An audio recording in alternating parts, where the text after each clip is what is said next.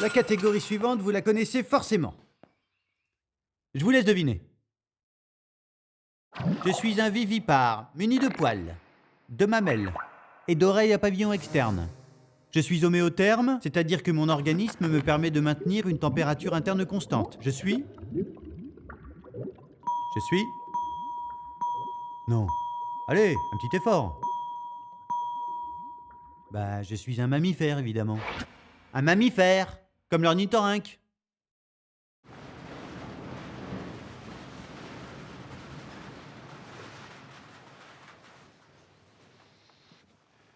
Avec l'ornithorynque, on touche au monde des bizarreries, il faut quand même bien le dire. Cela étant, il répond bien à la définition des mammifères, couvert de poils, et il allaite ses petits. Là, tout va bien. Un peu plus improbable, le bec de canard. Mais alors, ce qui a paru complètement incroyable, voire à la limite du supportable intellectuellement, lors de sa découverte en 1798, c'est qu'il pond des œufs. Et les premières dépouilles qui ont été ramenées en Europe, au British Museum, ils ont dit bon, ça va, c'est bon, c'est une mystification. Donc on va la démonter. Sur le premier spécimen qui est à Londres, on voit il y a encore les traces du ciseau qui était censé servir à montrer que c'était un faux. Il va quand même falloir plusieurs décennies avant que l'establishment scientifique admette qu'il y ait des mammifères qui pondent des œufs.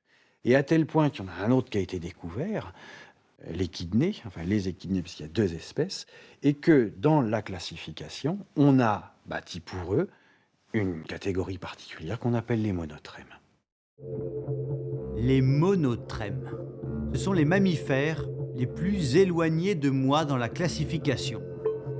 La dernière branche vivante avant une longue traversée du désert.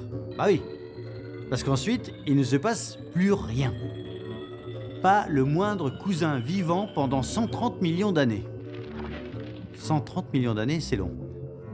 C'est à croire que l'évolution s'est arrêtée. En fait, pas du tout. Entre les mammifères et le groupe suivant, celui des amniotes, de nombreuses branches sont apparues, mais toutes se sont éteintes. Les espèces ont disparu. La prochaine vraie branche, avec des vrais cousins qui vivent encore, c'est celle des amniotes. Je suis un amniote. Comme le flamant rose, le serin et le toucan. Parce que notre ancêtre commun a inventé l'amnios. C'est une sorte de membrane pour envelopper l'embryon et le protéger. C'est aussi au niveau des amniotes que le crocodile du Nil, le boa et la tortue, bref, les reptiles, rejoignent mon arbre généalogique. Enfin, ça, c'est ce qu'on aurait dit au XIXe siècle. Aujourd'hui, parler de reptiles, c'est plutôt mal vu.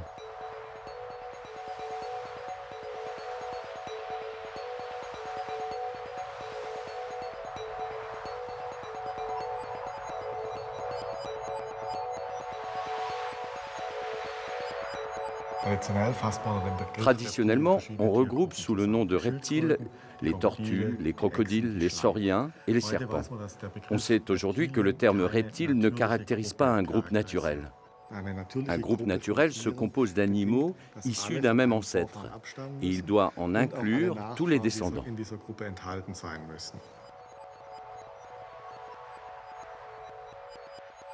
Pour que les reptiles soient un groupe naturel, du point de vue des systématiciens, il faudrait qu'ils partagent une innovation. Mais laquelle? Le sang-froid? Les écailles? Eh non, la truite et la grenouille ont aussi le sang-froid. En plus, on sait maintenant que les crocodiles et les oiseaux partagent des caractères communs. Comme cette ouverture-là, dans la mandibule de ce crocodile. Ouverture que ne possèdent ni les serpents, ni les tortues. Comme on sait maintenant que les oiseaux sont plus proches des crocodiles, le terme reptile ne peut s'appliquer que si l'on range les oiseaux dans la catégorie des reptiles. Donc à partir d'aujourd'hui, les crocodiles et autres caïmans, vous allez dans le pavillon des oiseaux. Les lézards, les varans et les autres serpents, vous allez dans un nouveau groupe, les lépidosauriens. Les tortues, vous restez là. On a fait un groupe rien que pour vous, les chéloniens.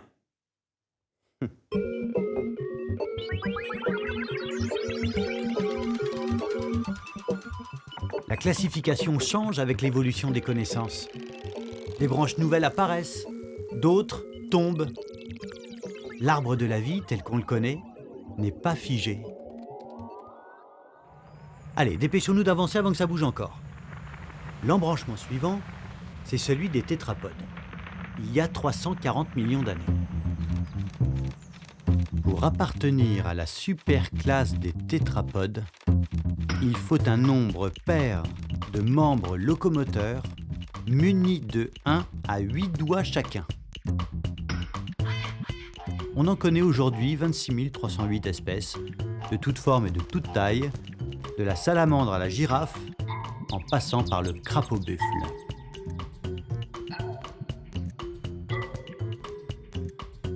Je suis aussi un tétrapode comme cette grenouille africaine qui n'a pas encore de nom puisqu'on vient juste de la découvrir.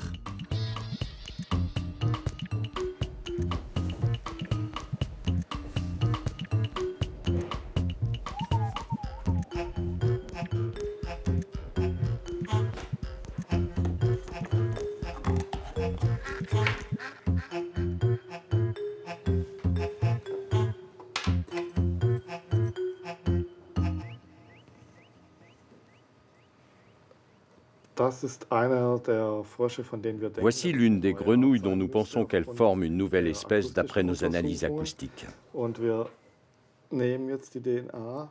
Je prélève maintenant de l'ADN, ou plus précisément du tissu de la grenouille, sur le muscle fémoral, que nous allons ensuite tester au laboratoire pour obtenir les différentes séquences ADN et les comparer à celles d'autres populations.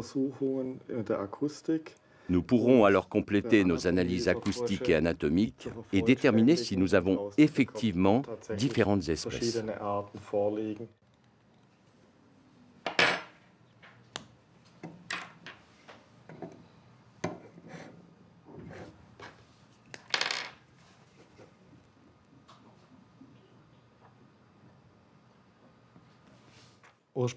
Au départ, nous pensions qu'en Afrique occidentale, il n'existait qu'une seule espèce de grenouille, vivant de la Côte d'Ivoire au Sierra Leone, la Conroa aleni. Et sur le terrain, nous avons remarqué que les animaux n'émettaient pas le même chant.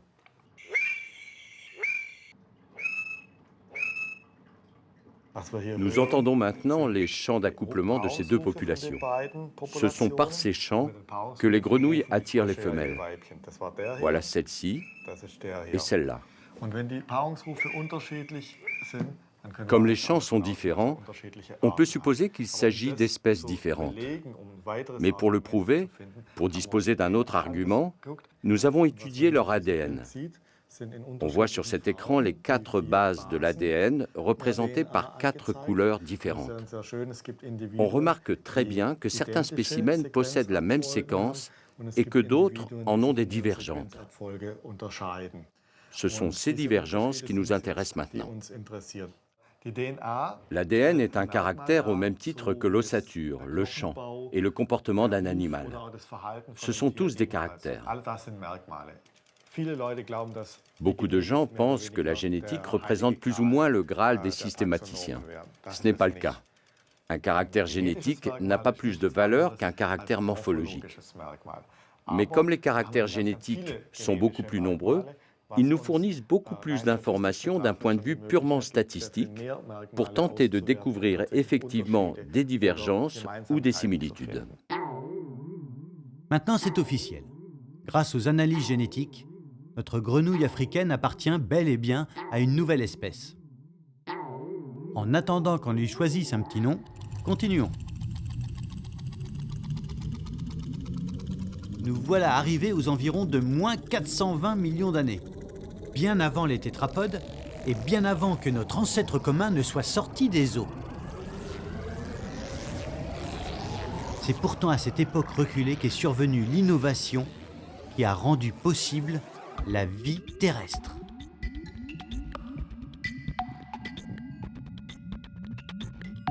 Je suis un sarcoptérygien, comme le sélacanthe, à cause de mes nageoires charnues. Oui, je sais. On a l'habitude de les appeler des bras et des jambes. Mais d'un point de vue évolutif, Ce sont des nageoires. Je vais vous montrer. Ça, c'est un bras d'Homo sapiens ordinaire. Et ça, c'est une nageoire de sélacanthe. Vous avez remarqué? Elle se rattache au reste du squelette par un os unique. C'est ça, l'innovation géniale des sarcoptérygiens. Cet os unique, qui éloigne du corps les rayons de la nageoire, va permettre à cette dernière d'évoluer vers toutes sortes de formes et de fonctions nouvelles. Marcher d'abord, et donc sortir de l'eau, mais aussi grimper aux arbres, et même voler.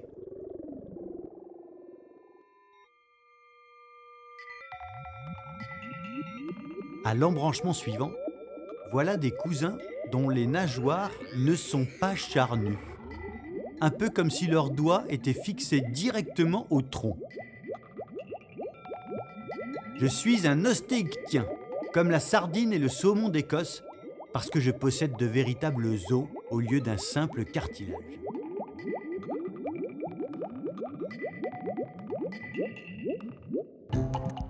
C'est à ce niveau que le nombre de mes cousins double d'un coup et atteint les 50 000.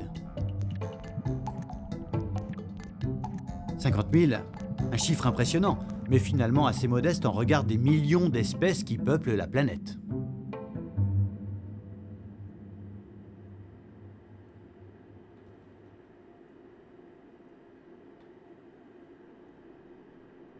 Il se décrit bon an, mal an, à peu près 16 000 nouvelles espèces de plantes, d'animaux, de champignons à la surface de la planète tous les ans. Il est vrai aussi que simultanément, l'approfondissement de la connaissance de celles qui sont déjà connues conduit également à faire passer en synonymie, ce qu'on appelle, c'est-à-dire à considérer que des espèces décrites auparavant ne sont pas des espèces valides. Donc le bilan, il n'est pas de plus 16 000 par an, il y a plus 16 000 et moins 3 à 4 000. Donc il y a un bilan net annuel qui est d'à peu près 12 13 000 nouvelles espèces décrites chaque année.